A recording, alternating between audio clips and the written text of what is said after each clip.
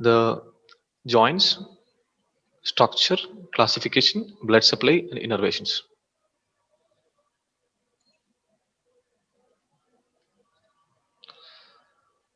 We'll be seeing the definition, articulation, arthrology, arthritis. These are some of the terms which are used in joints.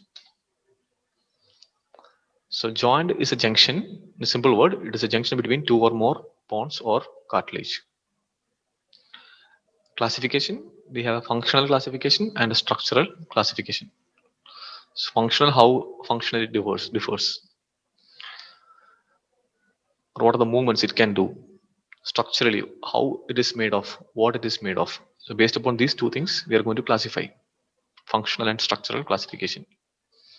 So in functional classification, there are three: synarthrosis, amphiarthrosis, diarthrosis.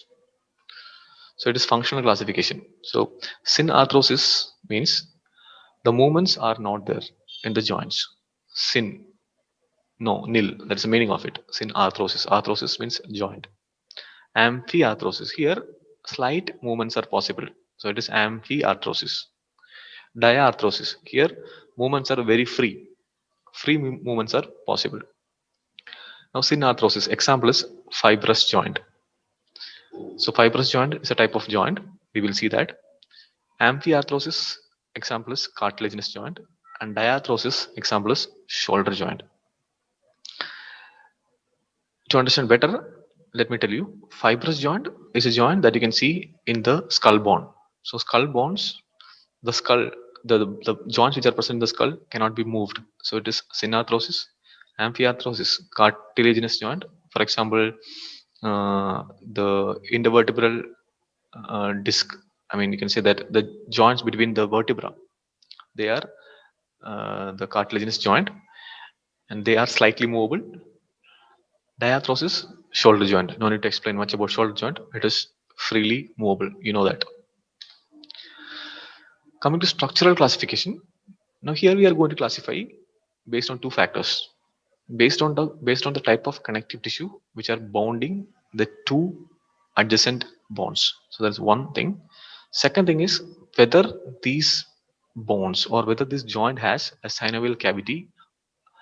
So based upon these two factors, that means the connective tissue which are adhering these two bonds, nearby bonds, and the second one, whether it has a synovial joint or synovial cavity in it.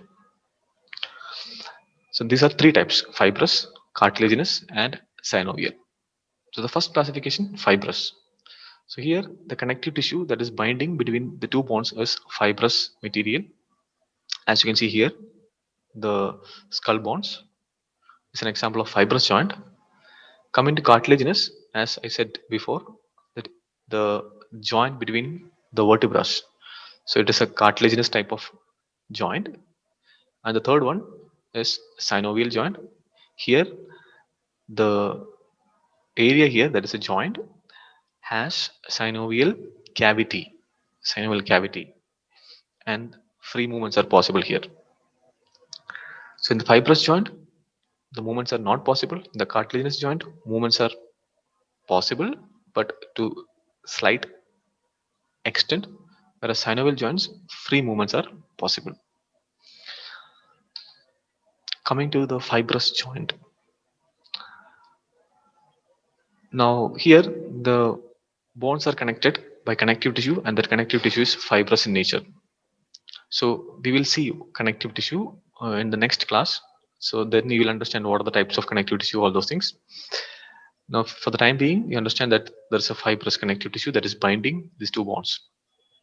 As we said before, no movement and there is no synovial cavity in between.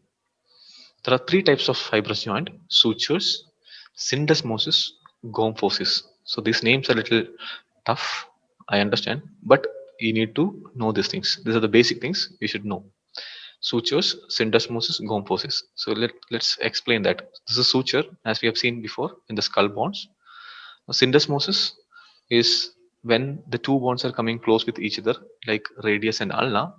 Interosseous membrane is present in between them, and this type of so it actually forms a joint between these two bonds, the interosseous membrane. So that is called syndesmosis. So this is syndesmosis. And the last one is gomphosis.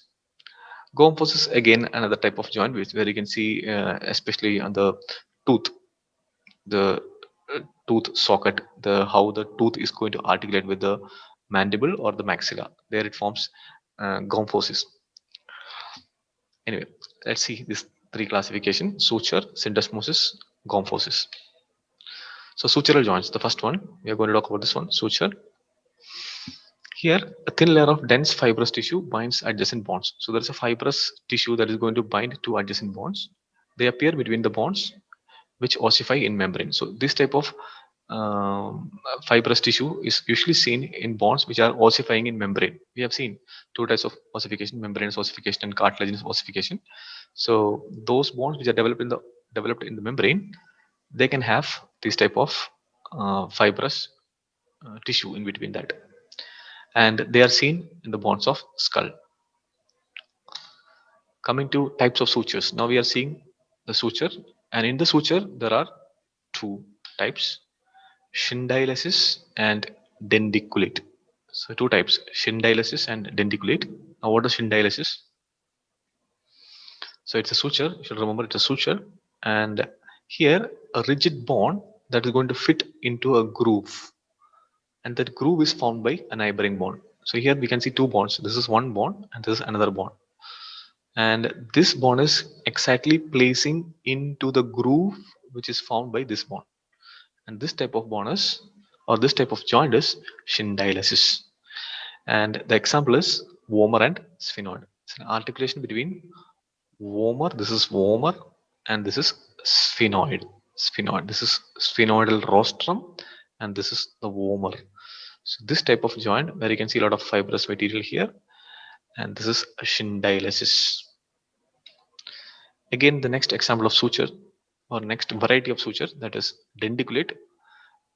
I said sutures are seen in the skull, so this is an example of that, denticulate. This suture is called lambdoid suture. Lambdoid suture. So we have seen now the types of suture: shindialysis and denticulate, and we are here in the suture, right? It is a type of fibrous joint. So we have seen suture, then we have syndesmosis and gomphosis. Now syndesmosis this one and gomphosis here, right, where the tooth is articulating with the jaw, that is gomphosis. Now let's see syndesmosis.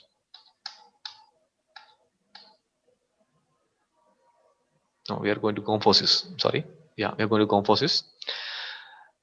We will see syndesmosis at the end. Fine. So let's see gomphosis. What is gomphosis? As I said before, that it is also called peg and socket variety of joint. So peg and socket. So this is the peg and this is a socket. Right? The tooth is articulating with the jaw. A cone-shaped root of the tooth. So this is the root of the tooth. It is fitting into socket of the jaw. It can be upper jaw or lower jaw. These are immovable joints. Root is attached to the socket by fibrous tissue. So there are a lot of fibrous tissue which are called as periodontal ligaments. Periodontal ligament, they are going to connect the root of the tooth to the jaw. So this is gomphosis. It is also called as dento-alveolar joint. The last one, that is syndesmosis, which is again coming under fibrous joint. Syndesmosis, we have already seen that the introosseous membrane which is connecting the two bonds, that forms a joint. So bony surfaces are bound together by introosseous ligament or membrane. Membrane permits slight movement. So slight movements are possible here. And example is inferior tibiofibular joint. The joints between the tibia and the fibula, tibiofibular joint, inferior tibiofibular joint. And again, the joint between the radius and the ulna, that is also an example of syndesmosis. So here we can see a cross section where you can see the introosseous ligament, introosseous membrane which is connecting two bonds. Now coming to the next classification, that is cartilaginous joint. Here the bonds are held together by a cartilage. In the fibrous we saw it was a fibrous membrane. Here it is cartilage. Here absence of synovial cavity is another peculiarity. There are two types: synchondrosis and symphysis. These are the two classification of cartilaginous joint. First one we will see synchondrosis. Synchondrosis is also called as primary cartilaginous joint. So remember here syn. Syn means no, nil. So there is no movement here. That is why it is synchondrosis. Chondrosis means cartilaginous. So it is a joint which is cartilaginous, but no movements are possible. This is also called as primary cartilaginous joint. Now, connecting material between two bonds is hyaline cartilage. So there is going to be a hyaline cartilage between the bonds. So I said before, cartilages are of different types: hyaline, fibrous, and elastic. Now here we are seeing hyaline cartilage, and it is a temporary joint because the cartilage here we will see that this is the two parts of the bone, and in between you can see the cartilage here. It is temporary because this cartilage soon becomes bone. Process called ossification. Process called endochondral ossification or cartilaginous bone formation, where the cartilage will be replaced by bones. Now here in this there is a cartilage. This cartilage will soon become a part of this bone. So that is why I said that this is a temporary joint, and it is immovable because once it is going to get ossified, now there won't be any movement between these bones. So that is why it is immovable. Now, after a certain age, cartilage is replaced by bone. Yes, that's what I said. The cartilage will be replaced by bone. The example is epiphyseal plate connecting epiphysis and diaphysis of long bone. So here we have seen the epiphyseal plate. Epiphyseal plate is connecting your epiphysis and diaphysis. Diaphysis. So this one, which is a cartilage initially, will be changed into a bone.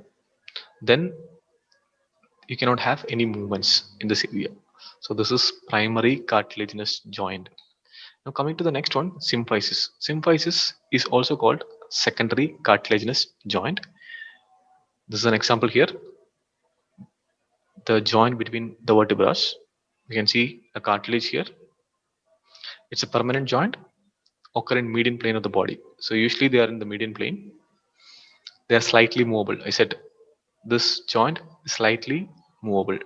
The joints between the vertebra is an example. Again, pubic symphysis. This is pubic symphysis, the joint between two hip bones, pubic symphysis, and manubriosternal joint. This is between the manubrium and the body of the sternum.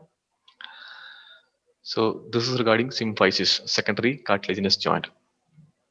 Midline joints are secondary cartilaginous joint. Usually, the joints which are placed in the midline, they are secondary cartilaginous joint. It is easy to remember, but there are some joints which are not secondary cartilaginous joint. You can just find out and let me know what are the joints in the midline which are primary cartilaginous joint. So that is an assignment, and you can find out and tell me the next class.